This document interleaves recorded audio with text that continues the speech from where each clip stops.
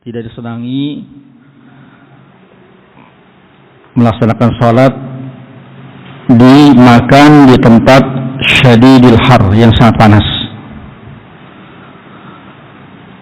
atau syadidil bard atau sangat dingin.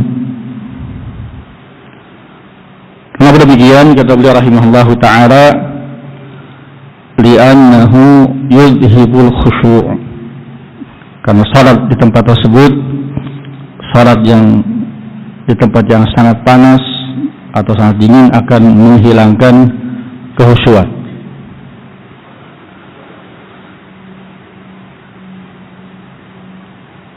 Berkata Syekh Muhammad bin Ibrahim Al-Syekh rahimahullahu ta'ala, kata beliau, kadzalika kullu makanin yudhibu khusyu'. Demikian juga hukumnya salat di semua tempat yang bisa menghilangkan kehusyuan. Apakah tadi di tempat yang sangat panas atau sangat dingin, atau semua tempat yang yudhibu khusyu'. Seperti kata beliau, kal musalla alladhi fihi ra'ihatun mustaqrahah, di tempat salat yang di situ ada bau yang tidak sedap, bau yang ganggu tidak salat. Juga rahimahullah disebutkan oleh para kita yang lain, atau kita baca dulu ya. Kata beliau rahimahullah ta'ala, atau kata Syekh rahimahullah juga disebutkan di sini, atau salat amamahu syai'un yushawwisu alaihi, atau di tempat dalam keadaan di depannya ada sesuatu yang bisa mengganggu dia.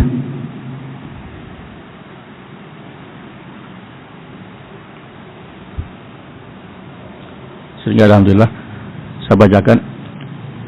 Berkata Syekh Muhammad bin Abdurrahman bin Qasim rahimahullah ta'ala, apa maksudnya kata beliau? Qultu wa mimma yushawwisu as-sa'at al-mansubah amama musalli. Ya, jam-jam yang diberdirikan di depan orang salat. Ya, salat depannya jam gede, itu diantara mengganggu orang salat. Beliau rahimahullah ta'ala, atau kata beliau di tempat di mihrab, di mimbar yang ada di situ tulisan. Ya, ketika baca kita melihat tulisan. Ini kan rahimahullah, intinya kesimpulannya semua tempat yang akan mengganggu kehusuan, ya dimakruhkan kita salat di tempat tersebut. Kalau demikian, kata beliau rahimahullah ta'ala, wal khusyu' fiha huwa rubbuha, karena khusyuk itu adalah intinya salat. Khusyuk itu adalah intinya salat. Apa itu khusyuk? Kata beliau rahimahullah ta'ala, wal khusyu'u huwa hudurul qalbi fi shalah. Khusyuk adalah hadirnya hati dalam salat. Ya, kita takbir, kita baca Fatihah, baca zikir, apa yang kita lakukan, yang kita bacakan, hati kita ngiringi. Nah, kalau di depan kita ada yang ganggu, akhirnya apa kita baca tapi pikiran kita melihat apa memikirkan kita dia. Iya, kita buat sesuatu, ya kita mikirkan gerahnya badan atau dinginnya cuaca. Sehingga semua yang bisa menghilangkan kehusyuan, tidak hadirnya hati dalam salat, itu kata beliau makruh. Nah,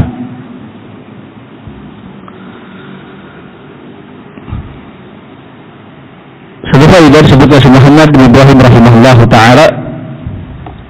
Kencang ya suaranya? Jelas? Jelas. Jangan khawatir. Enggak, memang agak lagi ada itu. Kata beliau rahimahullahu ta'ala,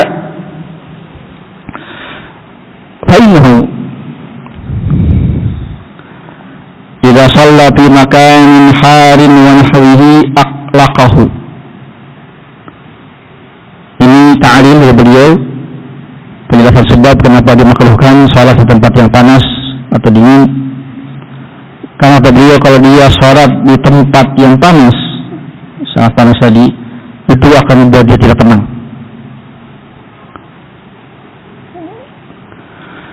Padahal kata beliau rahimahullahu ta'ala, wa kitabatus shalah lahu bihasabi ma hadara qalbuhu. Ini penting kan? Kenapa pentingnya khusyuk? Khusyuk dan khusyuk qalbi. Kenapa kata beliau? Karena dicatatnya pahala salat untuk seseorang itu sesuai dengan kehadiran hati dia dalam salat. Itu. Kenapa pentingnya khusyuk? Kata beliau, karena pahala salat seseorang itu sesuai dengan kehusuan, sesuai dengan hadirnya hati dia dalam salat. Dalam satu hadis diriwayatkan Abu Daud dan lainnya dihasankan Syekh Albani rahimahullahu taala, kata Rasul sallallahu alaihi wasallam, innar rajula, sesungguhnya ada seseorang, lawan syarif, selesai dari salatnya salam, wa ma kutiba lahu, tidaklah dicatat pahala salat dia, illa asru salati, kecuali hanya 1/10-nya, 1/10, au tusu'aha, atau 1/9-nya, au sumunaha, atau 1/8-nya, au subu'aha, atau 1/7-nya, au humusaha, 1/5-nya, rubu'ah 1/4-nya, sulusaha, atau 1/3-nya, yang paling besarnya au nisbaha. Kenapa? Tadi karena dicatat untuk dia itu sesuai dengan kehadiran hati dia, kehusuan di dalam salat. Berkata Abdullah bin Abbas radhiyallahu anhu, kata Abdullah bin Abbas radhiyallahu anhu, laisa laka min salatika, tidak ada bagianmu, jadi bagian pahala untukmu dari salatmu, illa ma aqalta, kecuali apa yang engkau hadiri dengan hatimu dalam salat. Ini pentingnya khusyuk. Kita benar-benar ketika salat menghadirkan hati, tidak memikirkan yang lain, fokus ke dalam bacaan dan amalan salat kita. Pahala seseorang berbanding lurus dengan kekhusyuannya, kehadiran hati dia dalam salat. Ini yang pertama. Berikutnya, kata beliau rahimahullahu ta'ala, sekarang tata cara sujud.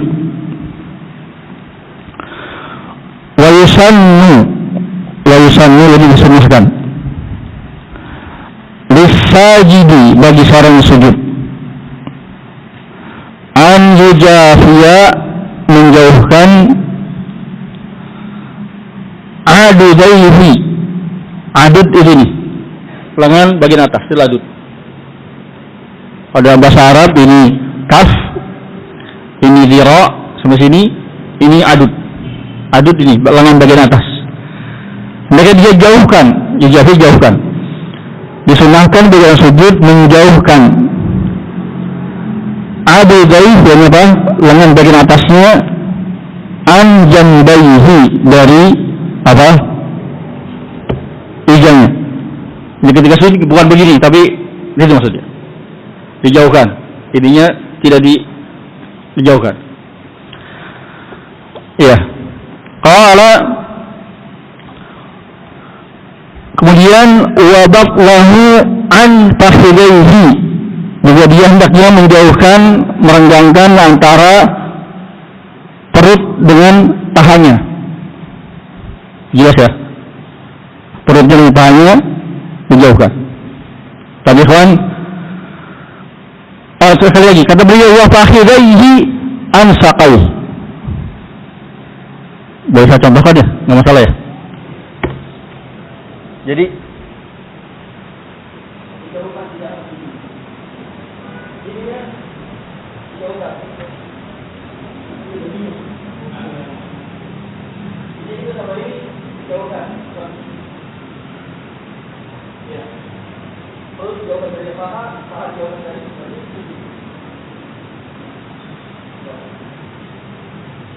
kata beliau,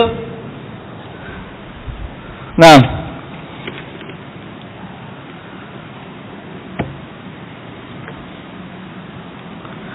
wa yufarriqu, dan memisahkan baina rukbatayhi, antara lututnya, wa rijlaihi, dan antara dua kakinya. Rijlaihi maksudnya dua telapak kakinya. Ya. Tetapi hewan rahimakumullah berkata Syekh Muhammad bin Utsaimin rahimahullah taala terkait dengan poin terakhir, kata beliau, walakinna alladhi yazharu minas sunnah, tetapi yang zahir, yang ada di dalam sunnah Rasulullah sallallahu alaihi wasallam, annal qadamaini, bahwasanya dua telapak kaki itu mutarasain, yakni dilapatkan. Jadi kata beliau yurassu al-qadamin ba'daha ba'd. Artinya kata beliau rahimahullah, dipisah, direnggangkan antara dua lutut dan dua telapak kaki ini. Ada catatan yang sahih kalau lutut betul, tapi kalau dua telapak kaki tidak dirapatkan. Saya contohkan ya. Apa? Kalau menurut beliau begini. Ini renggang. Kata beliau soal bukan. Kalau ini dasarnya apa? Ini renggang.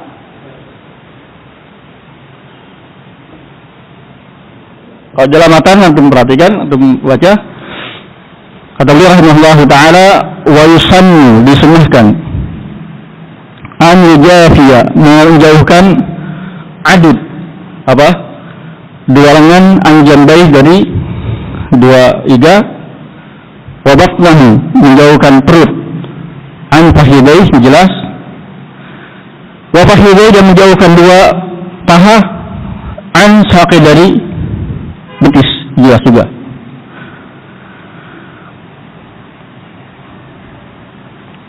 Kemudian kata beliau rahimahullah ta'ala, ada yang kelewat ya? Ada yang kelewat.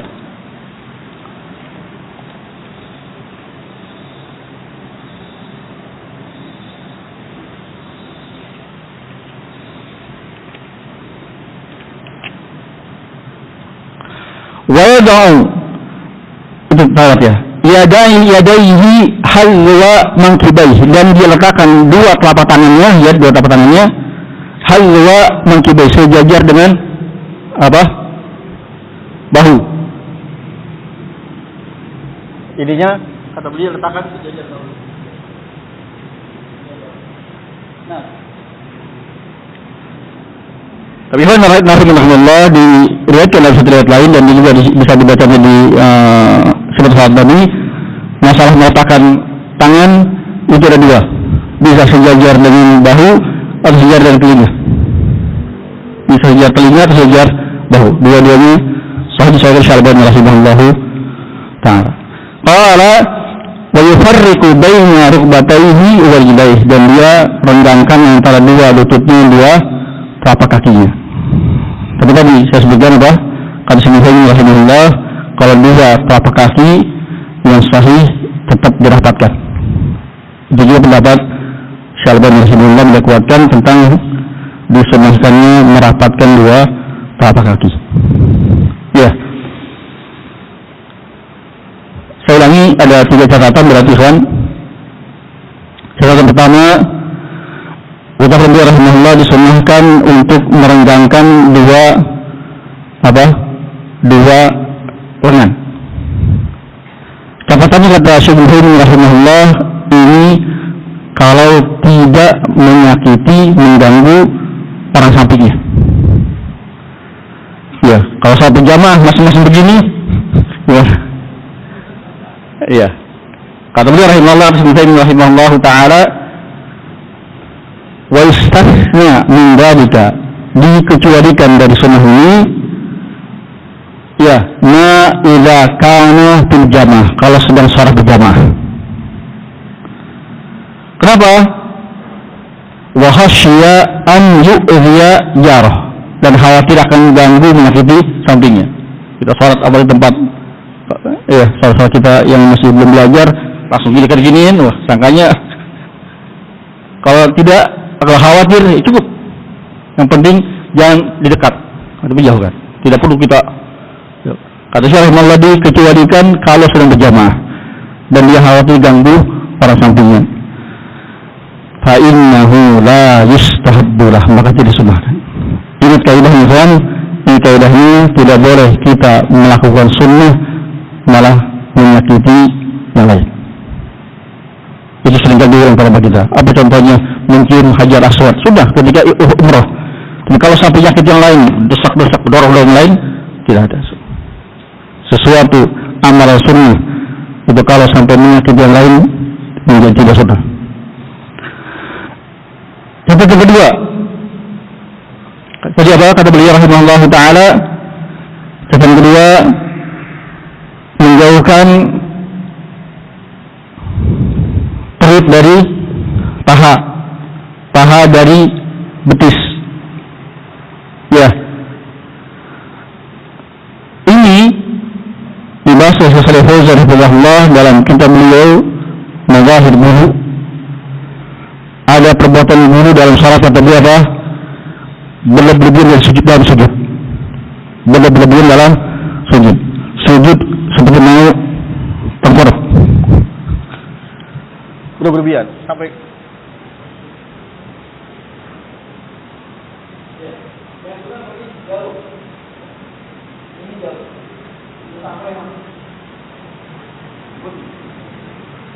itu kata beliau termasuk dulu. Yang penting jauh. Tidak seperti ini orang yang tidur mau tengkorak pada Syekh rahimahullah taala. Catatan ketiga, kata beliau rahimahullah tadi apa? Wa yada'u yadayhi halwa mankibayhi, meletakkan apa? Telapak tangannya sejajar dengan bahu. Catatannya di riwayat lain boleh juga sejajar dengan telinga. Boleh sejajar bahu atau telinga. Catatan keempat, yufarriqu baina rukbatayhi wa rijlaihi, dia rendangkan dua lututnya dan dua telapak kakinya. Apa catatannya? Kalau telapak kaki yang sahih dirapatkan. Gitu ya. Nah, berikutnya. Kata rahimahullah taala, "Tsumma yarfa'u ra'sahu." Kemudian dia angkat kepalanya mukabbiran, seraya dalam keadaan bertakbir. Apa itu kan? Kita sering baca ini. Apa itu? Bahwa takbir itu dibaca ketika dalam pergerakan pindah rukuk. Bukan ketika masih sujud. Allahu Akbar, bukan. Bukan juga ketika sudah duduk baru Allah, tapi ketika angkat. Ketika mengangkat kepala di sujud sambil membaca Allahu Akbar, itu maksudnya. Itu anda perhatikan, anda lihat, "Tsumma yarfa'u ra'sahu mukabbiran." Dalam bahasa Arab mukabbir itu maksud hal. Jadi apa? Dalam keadaan takbir. Bangkit dalam keadaan takbir. Takbirnya dalam keadaan sambil bergerak. Allahu Akbar itu. Tidak ketika masih sujud, Tidak ketika sudah duduk, tapi dalam pergerakan itu baca Allahu Akbar. Qala wa yajlisu muftarishan. Dia duduk dalam keadaan duduk iftirash. Apa duduk iftirash kata beliau? Yakni yafrishu rijlahu yusra. Dia hamparkan telapak kaki kirinya. Wa yajlisu alaiha, dan duduk di atas telapak kaki kirinya. Wa yansibul yumna, ya, dan dia tegakkan telapak kaki kanannya. Wa yukhrijuha min tahti. Maksudnya begini, Ini kan, jelasin.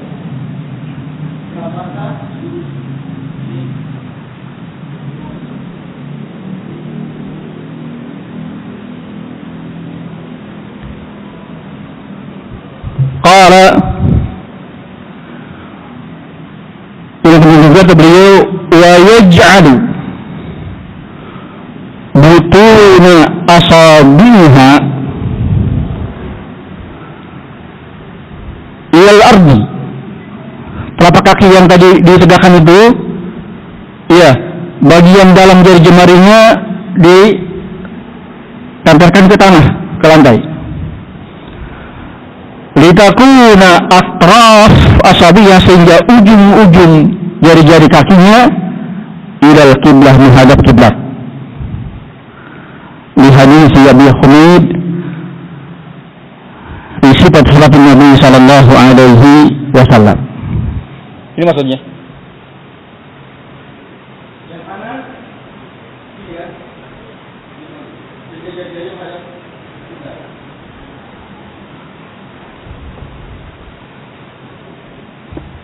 Qala basitan, berikutnya, dan dia hamparkan. Maksudnya basit itu apa? Lawannya kepal. Basit lawannya qabd. Dia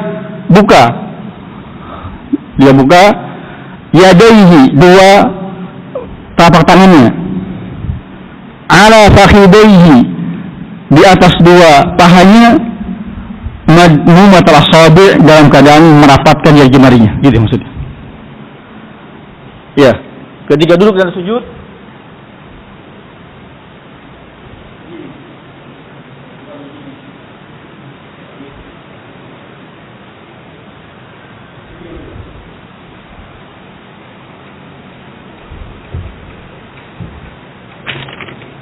saya ulangi lagi rahimahullahu ta'ala. Semua kemudian yarfa'u ra'sahu, diangkat kepalanya dari sujud, mukabbiran, seraya dalam keadaan bertakbir. Wa yajlisu muftarishan, dan duduknya duduk iftiras. Ketika duduk dalam sujud, duduk iftiras. Apa duduk iftiras? Duduk iftiras yang yafrisu rijlahu yusra, dihantarkan telapak kaki kirinya. Wa yajlisu alaihi, duduk di atas telapak kaki kirinya. Wa yansibul yumna, dan dia tegakkan telapak kaki kanannya. Wa yaj'alu butuna asabiha, dan dia letakkan dia jadikan bagian dalam jari jemari kaki tadi menempel ke tanah, ke lantai. Litakuna atraf asabiha, sehingga ujung-ujung jari-jari itu menghadap ila kiblah, ke kiblat. Di hadis Abi Humaid di sifat salat Nabi sallallahu alaihi wasallam. Kemudian tangannya bagaimana? Basitan yadayhi, dia hantarkan dua tangannya ala fahidai, di dua pahanya, madmumatal asabi, dengan apa? Dan dalam dia renggangkan, rapatkan, tidak renggangkan, tapi dia rapatkan. Tidak renggang, tidak ngepal, tapi begini, dirapatkan. Apa doanya kata beliau? Wa yaqulu rabbighfirli. Ya. Berkata Syekh Muhammad Ibrahim rahimahullahu taala,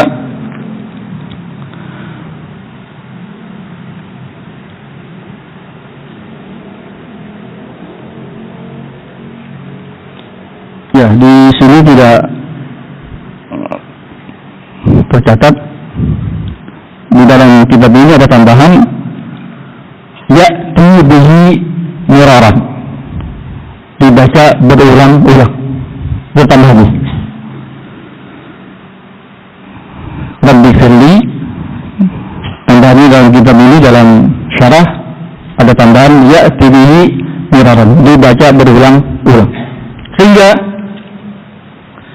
Al-Habib Muhammad bin Ibrahim rahimahullah ta'ala al-wajib marrah, yang wajib satu kali ketika duduk di antara dua sujud, minimalnya baca Rabbil Fili satu kali, itu yang wajib.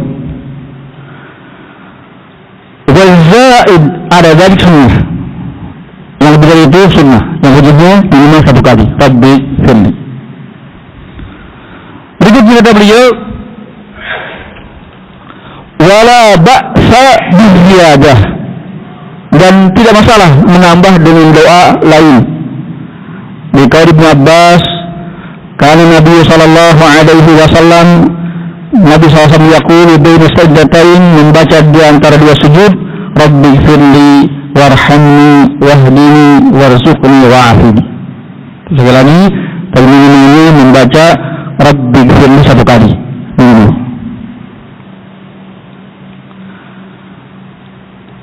Itu duduk di antara dua sujud. Kita baca terakhir sekarang sujud kedua. Qala rahimahullah ta'ala thumma yasjudu tsaniyah, kemudian sujud kedua. Kal ula, caranya seperti pertama tadi. Apa itu? Tangannya diletakkan baik dalam tadi apa? Ininya dijauhkan dari iga, ya perutnya dijauhkan dari paha dijauhkan dari betis, itu tadi ya. Kemudian antar dua lutut direnggangkan, tapi kalau dua tapak kaki bagaimana? Dua tapak kaki direnggangkan? Ya, yang sahih dari sebelum dirapatkan. Tangannya tangannya diletakkan antara setentang dengan bahu atau setentang dengan telinga. Satu lagi dalam keadaan ini ya, dirapatkan. Ya. Qala, bedanya kata beliau tambahan wa insya'a da'a fihi, kalau dia mau boleh dia membaca doa ketika sujud tersebut. Dikairi sallallahu alaihi wasallam, berdasarkan ucapan Rasul sallallahu alaihi wasallam, kata Rasul sallallahu alaihi wasallam,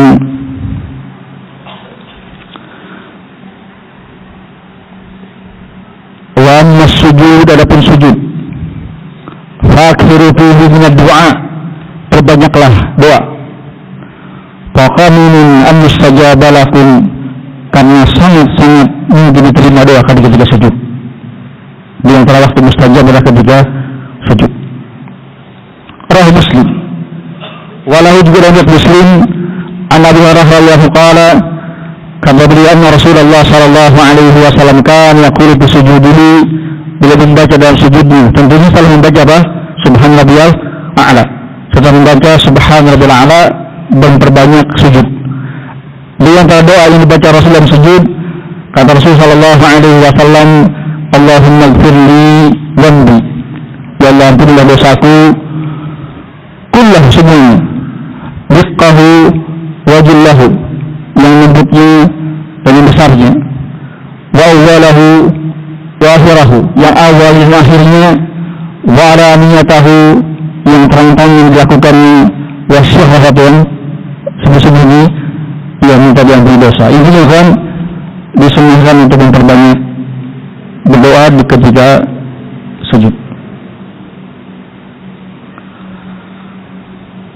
Terakhir kata Syekh rahimahullah ta'ala, wa kullama aktsar min ad-du'a bis sujud fakana aula, karena sujud adalah tempat mustajab doa, kata Syekh Muhammad bin Utsaimin rahimahullah ta'ala, semakin banyak berdoa maka semakin aula.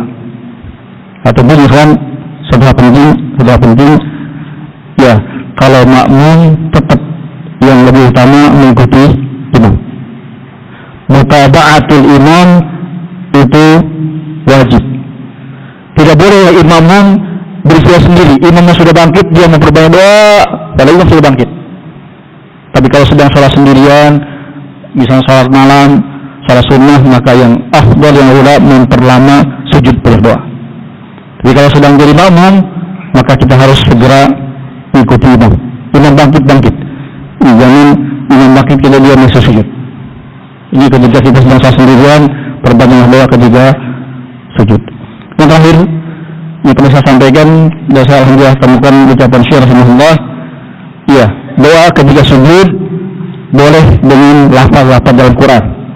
Boleh Rabbana atina fid dunya hasanah, boleh Rabbana la tuzigh qulubana ba'da idh hadaytana. Doa yang banyak, Rabbana hab lana min azwajina wa dzurriyyatina, karena niatnya membaca doa, bukan baca Quran. Disebutkan oleh Syekh rahimahullah taala, kata sebelum rahimahullah taala, inna du'a bijumlatin al-Quran, berdoa dengan kalimat-kalimat yang terdapat dalam ayat Quran, la yadur, tidak masalah. Yang dilarang itu apa? Membaca Quran ketika ruku dan sujud. Tapi kalau berdoa, membaca doa dengan doa-doa dalam ayat Quran, tidak masalah. Karena niat dia adalah berdoa, bukan baca Quran. Ini kan kesimpulannya disyaratkan memperbanyak doa dalam sujud. Boleh doa yang dalam Al-Quran atau dalam hadis, doa yang baik. Semakin banyak berdoa, semakin awla, kata Syekh rahimahullah taala. Walaupun saya kira cukup. Jazakumullah khairan. Assalamualaikum warahmatullahi wabarakatuh.